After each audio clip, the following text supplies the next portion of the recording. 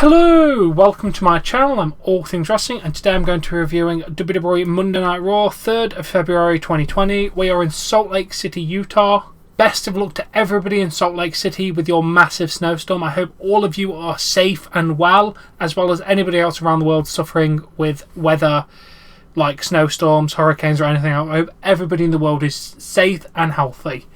But anyway, we kick off with Randy Orton making his way to the ring. We're told that Edge is at home to start his recovery and is waiting the results of tests to be done on him. Randy walks around, gets on the turnbuckle, gets on the mat without posing, grabs a mic, starts to talk, but the crowd boos him. He said, I guess I owe everyone an explanation. He said last week, I can't do this. Puts the mic down and heads to the back. Very, very effective. He kind of looked remorseful, but he also didn't address anything, so I don't know whether they're still making him trying to be a heel or sympathetic. I don't know where they're going with this, but it was very, very good. Going to give it a 7.5 out of 10. We then go to Lana versus Liv Morgan. Lana Liv with a clothesline, followed by a flatliner for a 3 count. Liv Morgan picked up the win, 1 out of 5 for the match. After the match, Ruby Riott made her way to the ring. STO to Liv. Ruby with a Northern Lariat. Ruby leaves the ring and Lana with an X Factor. 7.5 out of 10 for the return of Ruby Riott. Very, very, very nice. Whether she sided with Lana or not, I don't know. It's very unclear, but alright anyway. We then had Mojo Rawley with Riddick Moss versus Drew McIntyre in a non-title match. Before the match, Drew thanks everyone for fighting through the blizzard to get here. He tells Mojo that he will be with him in a moment, but he says, 3 seconds after I put this mic down, I will claim all your head off. He brings up Brock, reminds Brock that he attacked him last week and the attack was from behind. Drew says that it's fine with him. It means Brock is apprehensive of the sexy Scotsman. He said he is just as big and fast and has a secondary weapon to knock his ass out of the Royal Rumble, the Claymore. Come on, WrestleMania. I'm going to kick your oversized head off your body and I will be WWE Champion. Drew tells Mojo he forgot he was there. Puts the mic down, bell rings. Mojo turns around, Claymore, 3 count. Not going to rate it, but it was very entertaining. After the match, Drew takes off his jacket. I'm going to give it overall a 8 out of 10. Drew was very, very good in this promo and very entertaining with the Claymore. Overall, a very good segment. We then had Buddy Murphy, Akam and Razor in the back. Charlie asked them about their strategy. Akam and Razor begin to speak, but Buddy says, I've got this.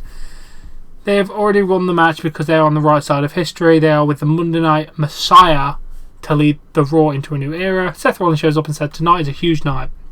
He tells them prepare for the match and he says he's got this.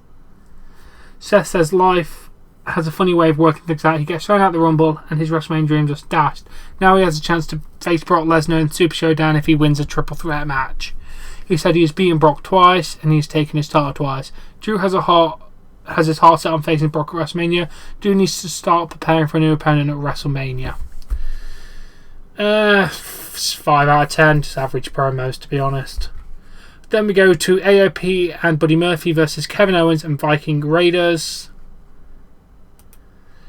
The match was an elimination match. First, Eric gets eliminated, then Ivar gets eliminated immediately after. Then Owens with the pop-up powerbomb to pin Buddy Murphy. Then Owens with a stunner on Akam to pin him. So it went from 3-on-1 to 1-on-1. But Razor with a clothesline, spinebuster and a second clothesline to put down Kevin Owens. Overall, the match was alright. I'm going to give it a 2 out of 5. It was a pretty average match, I would say, to be honest. The only really good part was kind of Kevin Owens fighting back, but then eventually losing. The match was average.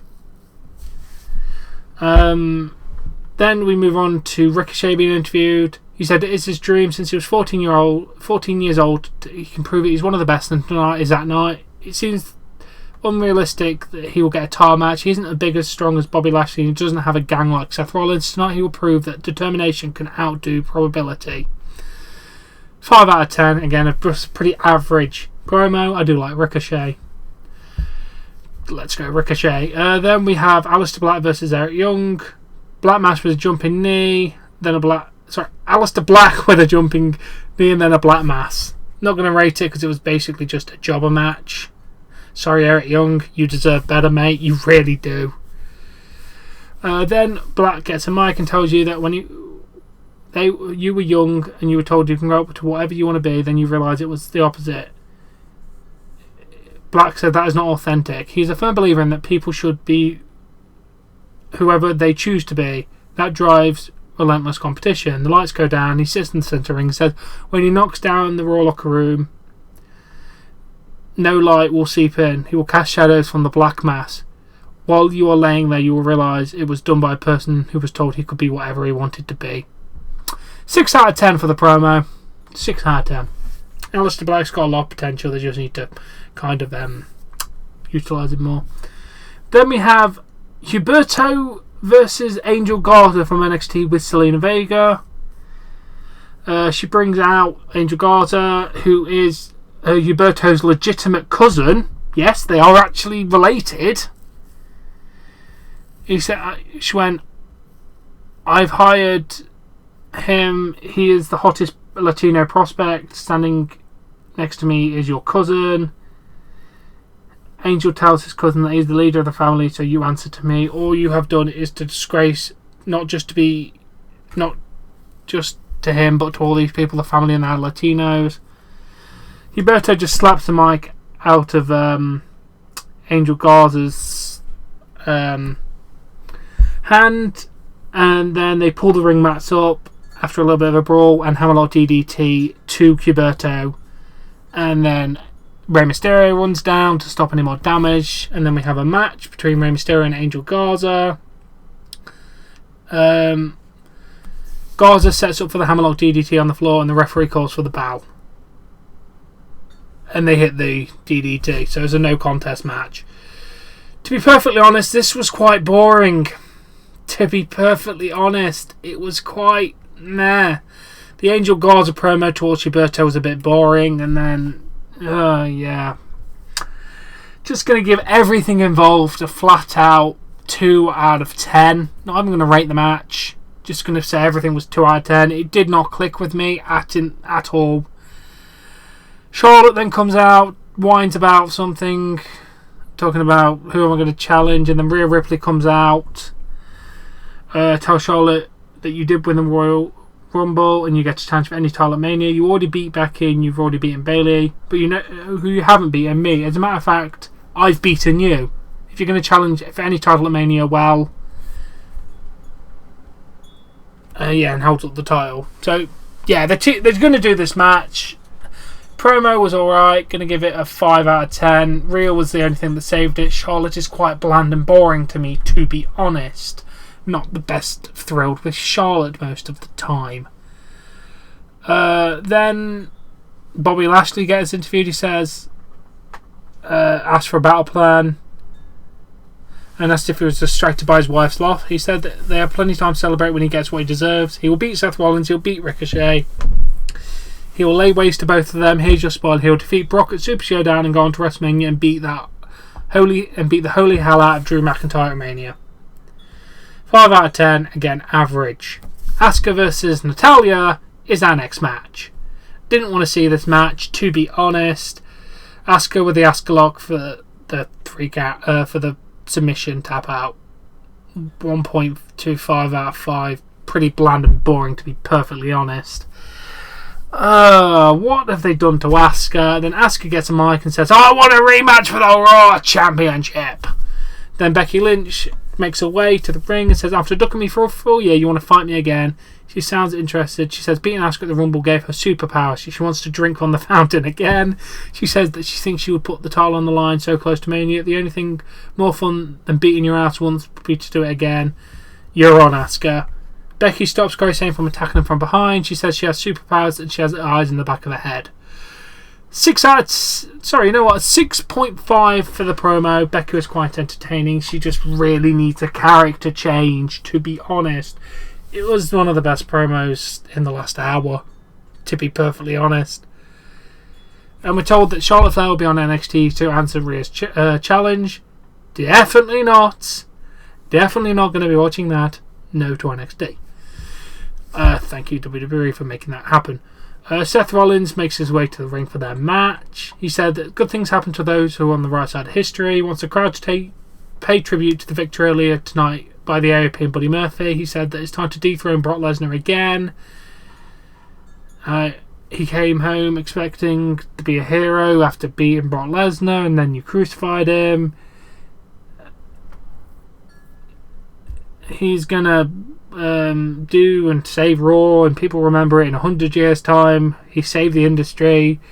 He will go on and beat Brock and face Drew at Mania. Yay. Then we have the match. Ricochet versus Bobby Lashley versus Seth Rollins. Ricochet goes up top, hits 330 splash, 3 count. Ricochet is your new number 1 contender. 2.75 for the match. It wasn't a half bad match, slightly above average. Ricochet won, which is nice. And then after the match, Brock Lesnar comes out to the ring and hits an F5 on Ricochet. Hit the nail on the head right there. And that means Brock Lesnar's been in every show so far this year. So I'm very impressed in that. He's definitely going to be in Saudi, so if he can show up for the next couple of Raws, it will be a lot of shows he showed up for. Brock actually seems like he might slightly more care now. Or maybe they changed his deal so he has to show up. Who the hell knows at this point. But overall, this show was quite... it started off strong, in the middle, and the end ended nicely. Overall, it was a 4 out of 10 show. It wasn't quite the worst thing, but it was definitely below average for a show. Especially after the last few weeks, we've had really good Raws. This one's been a massive letdown compared to the last couple of weeks, to be honest. I mean, the whole Rey Mysterio, Huberto, Angel Garza thing was just blah. Ricochet, Natalia, Asuka, Becky, blah. Seth Rollins talking so much, blah. Yeah, not the greatest. But anyway, I do hope you enjoyed this review. If you have, please smash that like button, share and subscribe, and I shall catch you all later. Bye!